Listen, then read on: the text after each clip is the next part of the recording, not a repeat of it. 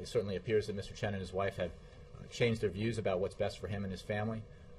I think, as the State Department has made clear in the discussions that Mr. Chen had with officials, State Department officials at the embassy, he reiterated his firm desire to stay in China, to reunify with his family in China, to be relocated, and our efforts on his behalf were in accordance with those wishes to try to achieve those goals for him in our consultations with Chinese officials. His views have changed, as you've seen reported, but I can't comment on the ongoing discussions that he and his wife are having with State Department officials, or those officials are having with Chinese officials. We are in conversations now, the State Department folks in Beijing, and I simply can't give you a moment-by-moment update on that, but as we have more information, or as the State Department has more information, they will make it available. But the pressure that he was feeling apparently came from U.S. officials.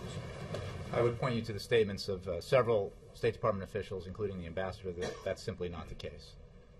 At no time did any U.S. official speak to Mr. Chen about any physical or legal threats to his wife or his children, nor did Chinese officials make any such threats to State Department officials.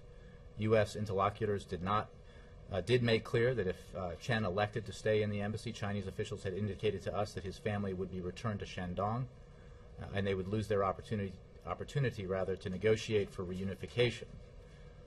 At no point during his time in the embassy did Mr. Chen ever request political asylum in the U.S., and at every opportunity he expressed his desire to stay in China, reunify with his family, continue his education, and work for reform in his country. All of our diplomacy was directed at putting him in the best possible position to achieve his objectives.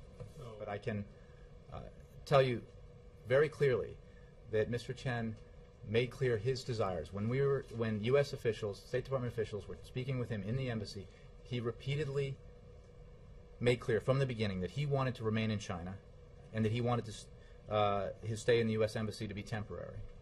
He indicated that he placed priority on reunification with his family and that he sought relocation to a safe environment elsewhere in China.